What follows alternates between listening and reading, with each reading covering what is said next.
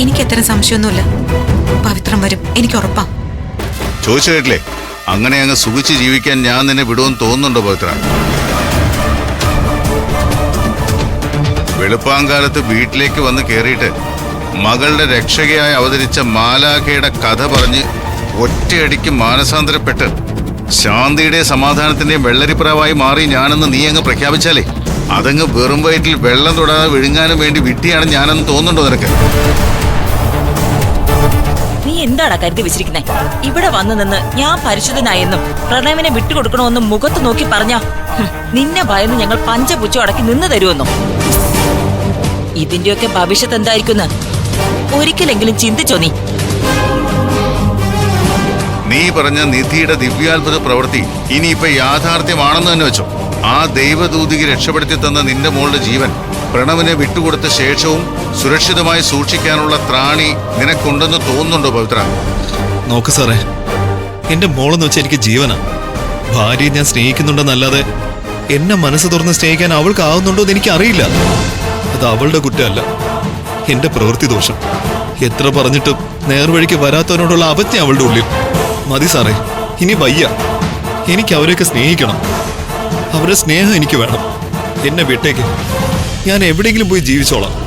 നീ ഒരു കാര്യം മനസ്സിലാക്കിയോ പവിത്ര? ഈ നഗരം അനുദിനം വളർന്നുകൊണ്ടിരിക്കുന്നതിനേക്കാൾ വേഗത്തിൽ വളർന്നുകൊണ്ടിരിക്കുന്ന ഗുണ്ടാപ്പട എന്ന സമാന്തര ലോകത്തിന്റെ പെരുമഴയിലെ ഒരു ജലതുള്ളി മാത്രമാണ് നീ. ഞാൻ അറിയാതെ ഒരു മഴയും ഈ നഗരത്തിൽ പെയ്തിറങ്ങില്ല. തീർത്തുകളയും ഞാൻ, ഇരു ചെവി അറിയാതെ. പൊന്നോമന മകളെ സ്നേഹിക്കാനും മകളുടെ സ്നേഹം അനുഭവിക്കാനും ജീവനോടെ ഇരിക്കണമെങ്കിൽ ഞാൻ പറയുന്നത് നീ അനുസരിച്ചു.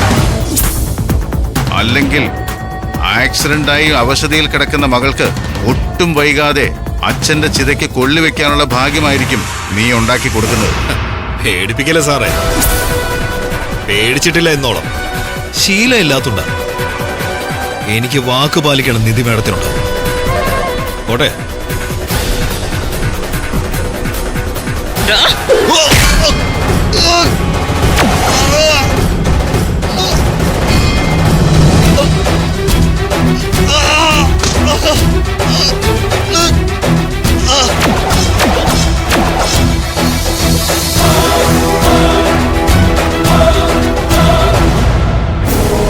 മോളെ, മണി 11:30 എനിക്കെന്തോ ഒരു പന്തികേട് മണക്കുന്നുണ്ട്.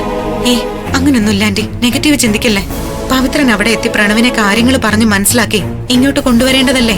അതുകൊണ്ടാ സമയം എടുക്കുന്നത്. നീ പറയുന്നത് പോലൊന്നും അല്ല നിധി. നിന്നെ പോലെ സമാധാനമായിട്ട് ചിന്തിക്കാനൊന്നും ഞങ്ങളെ കൊണ്ട് പറ്റില്ല. ഓരോ സെക്കൻഡ് ഇഴഞ്ഞിഴഞ്ഞാ പോകുന്നത്. ഇങ്ങനെ പോയാ ഇവിടെ വെച്ച് തന്നെ എനിക്ക് അറ്റാക്ക് വരും. ഞാൻ പ്രണവിനെ കൂട്ടി വീട്ടിലേക്ക് വന്നോളോന്ന് പറഞ്ഞതല്ലേ, എന്നിട്ട് കേട്ടില്ലല്ലോ.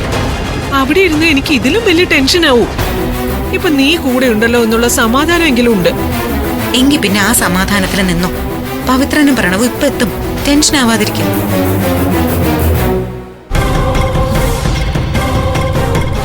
ഞങ്ങൾ എറിഞ്ഞു തന്ന എല്ലും കഷ്ണം നിന്ന് കൊടിച്ചു പട്ടിയായി നീ ഞങ്ങളുടെ മുന്നിൽ വന്നെന്ന ഷോ കാണിക്കുന്നു.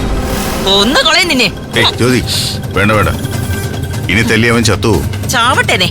ചത്ത പ്രണവിനെ പൂട്ടിയിട്ടിരിക്കുന്ന അതേ ഗോഡൌണിന്റെ ഏതെങ്കിലും കാട്ടുപ്രദേശത്ത് കുഴിച്ചു മൂടും ഇവനെ. അത്രേ ഉള്ളൂ ഇവന്റെ വിധി. നോക്ക് ജ്യോതി, ഗൗതമിന് ശിക്ഷ കിട്ടും വരെ നമ്മൾ മറ്റൊരു ഇഷ്യൂലും ചെന്ന് പെട്ടുകൊടുക്കാൻ പാടില്ല. കെയർഫുൾ ആയിരിക്കണം. എന്തായാലും ഇങ്ങനെയൊക്കെ സംഭവിച്ചു. ഇനി ഇവനെ പുറം ലോകം കാണിക്കരുത്.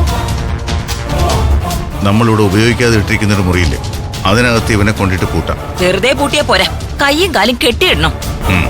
ഇവന്റെ ഒരു ഞരക്കം പോലും പുറത്ത് കേൾക്കരുത്. ഗൗതമിന്റെ കാര്യത്തിൽ ഒരു തീരുമാനമായിട്ട് ഇവനെ എന്ത് വേണോന്ന് ആലോചിക്കാം. ഒരു കാര്യം ചെയ്യും, അവനെ പിടിക്കും.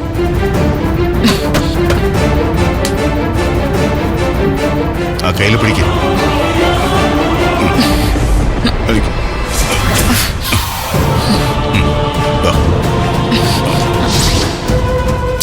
മണി 12 ഇയാളിത് എവിടെ പോയേക്കോ?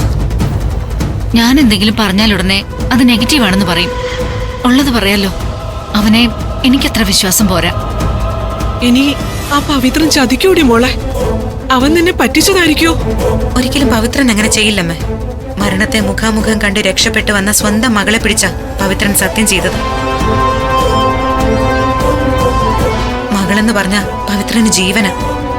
ആ മകളെ രക്ഷപ്പെടുത്തി എനിക്ക് തന്ന വാക്ക് പവിത്രൻ തെറ്റിക്കില്ല, എനിക്കുറപ്പാ.